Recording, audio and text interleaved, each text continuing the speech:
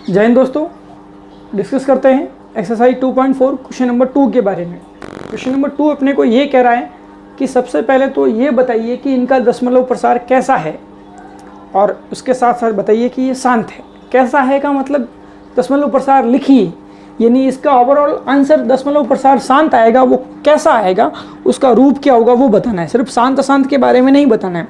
इससे पहले वाला सवाल में साफ कह रहा था कि बिना लंबी विभाजन प्रक्रिया के, दोनों सवालों में अंतर है, ध्यान रखना। दोनों एक नंबर के आ सकते हैं, तो दोनों में कन्फ्यूजन नहीं होना है। क्लियर? तो अपने को इसके बारे में बताना है। अब देखिए, इसमें भी मैं भाग का काम नहीं करूँगा। उसके लिए क्या करेंगे, उसके लिए अपन करेंगे गुणे का काम। सबसे पहला सवाल लिखा मैंने 13/125, 13/125। मेरा बट्टा 125 नहीं है, तेरा है ना, मेरा नहीं है। तो 13/125 को काम करना है। अब अपने को क्या करना है, अपने को बस कुछ भी नहीं करना है, 125 के अभाज्य गुणनखंड करने हैं। 5 × 5 × 5 आएंगे, क्या आएंगे, 5 × 25, 25 × 5 = 125। क्या मैं 5 × 5 × 5 को 5 की घात 3 लिख सकता हूँ क्या? आप कहेंगे सर बिल्कुल लिख सकते हैं। अब देखना थोड़ा सा खेल, क्या 13/125 की जगह 5 की घात 3 हो गया।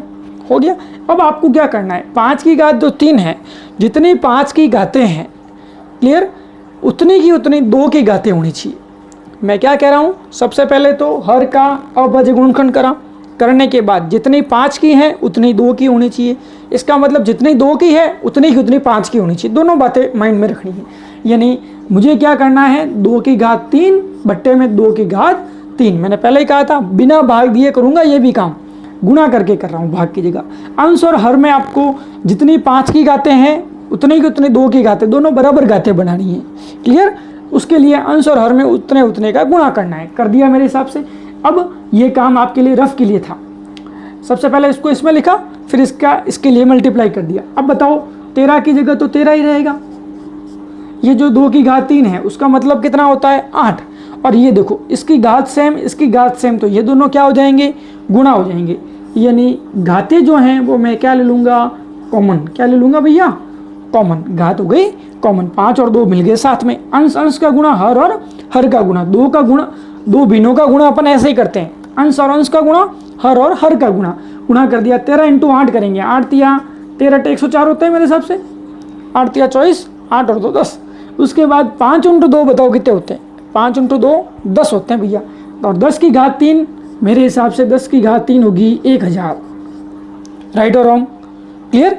ये 1000 होगी। अब अपने को क्या करना है, पॉइंट तो लगाना है। मैंने तो भाग दिया ही नहीं। ओवरऑल इसका दशमलव प्रसार कैसा आएगा, ये देखिए कुछ ऐसा आएगा। ये इसका आंसर बनेगा। क्लियर? बस अपने को माइंड में रखना है, हर का अभाज्य गुणनखंड करने के बाद 5 और 2 की घातों को एक जैसा बनाना। डाउट नहीं होना चाहिए। आगे चलते हैं अपन सवाल नंबर नेक्स्ट के अंदर। 14,588 अपॉन के अंदर 625।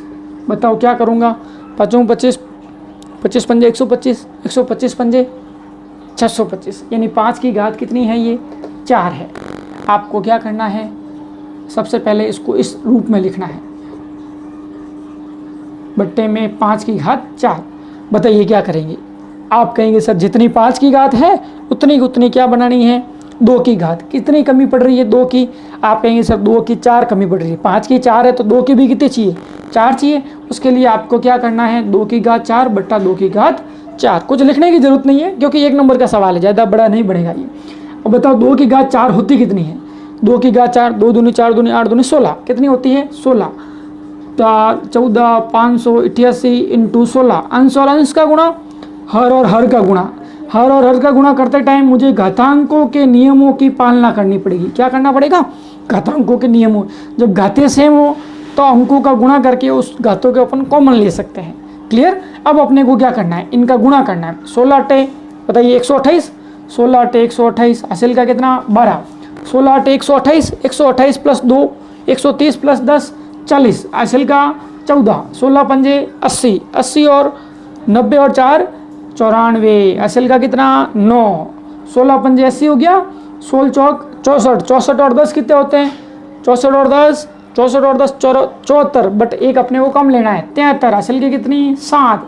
16 × 1 = 16, 16 और 7 कितने होते हैं बताओ, 16 और 10 26 में से 3 वापस कम कर दो 23, कितना आ जाएगा, ये उत्तर आ जाएगा। और ये बताओ कितना हो जाएगा, 10 की घात 4, यानी ये 10 की घात 4, 5 × 2 10, 10 की घात 4 का मतलब ये। क्लियर है मेरे हिसाब से, डाउट नहीं होना चाहिए।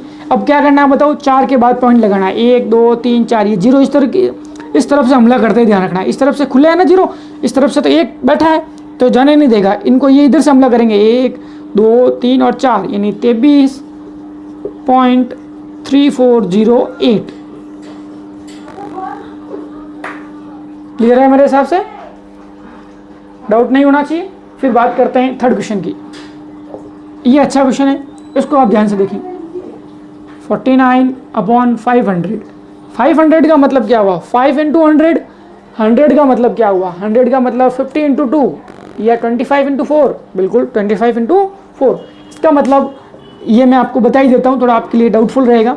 500 के क्या कर देता हूँ मैं, अभाज्य गुणनखंड कर देता हूँ। अदरवाइज आप कहेंगे सर ये क्या चल रहा है, कुछ समझ में ही नहीं आ रहा है। ये देखो इस तरीके से 125 और 125 का मतलब 5 की घात 3। तो अब देखो, अब मैं क्या कर रहा हूँ, यहाँ पर 2 × 2 × 5 × 5 × 5 लिखूंगा, तो 2 की घात तो 2 बनेगा और 5 की घात 3 बनेगा।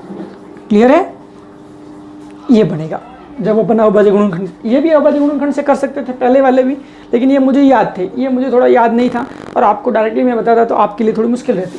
तो क्लियर है मेरे हिसाब से, ये हो गया। अब मैंने क्या कहा था, हर का अभाज्य गुणनखंड करने के बाद आपको क्या माइंड में रखना है कि 2 की घात और 5 की घात एक जैसी होनी चाहिए। बताओ कौन कम पड़ रहा है, बार बार ये बेटा 2 ही कम पड़ रहा है। 2 की घात कितनी है, 2, और 5 की घात कितनी है, 3। कितनी कमी है, आप कहेंगे सर 1 की कमी है, 2 की, 2 की घात और 2 की घात, तो ये 2 की घात 1, 2 की घात 1 का मतलब 2 ही होता है, यानी 1 2 की कमी है। 2 का गुणा इसके साथ होगा तो 2 की घात 3 बन जाएगा, बढ़ेगा ना अंश अंश का गुणा, हर और हर का गुणा, इसका गुणा इसके साथ करेंगे, 49 × 2 और बट्टे के अंदर 2 की घात 2 से गुणा होगा तो 2 की घात 3 और 5 की घात 3, तो पड़ा ही है, डाउट नहीं होना चाहिए। ये बेटा गुणा थोड़ा सा माइंड में रखना है ना, अंश और अंश का गुणा होता है, हर और हर का गुणा होता है, आधार सेम तो घातें जुड़ती है, तो ये काम। फिर उसके बाद 49 × 2 98 होता है मेरे हिसाब से, है ना। अब ये बताओ मैं क्या 2 × 5 की घात 3 नहीं लिख सकता, क्या लिख सकता हूँ, 5 × 2 10, 10 की घात 3 का मतलब 1000, 98 बट्टे में कितना 1000, आंसर ओवरऑल क्या आएगा, ऐसा कुछ आएगा। क्लियर है। अब सवाल क्या था, ये 3 के बाद मैंने पॉइंट लगाया है, 1 0 लेना है, क्योंकि 3 0 थे, 3 के बाद लगाना थे, अंक कितने थे 2, तो 3 अंक बढ़ाने के लिए आगे 0 लगा दिया। सवाल था कि बताइए इनका दशमलव प्रसार लिखिए, इन निम्न परिमेय संख्याओं के दशमलव प्रसार को लिखिए। तो ये प्रसार है इनका, और सब के सब शांत हैं।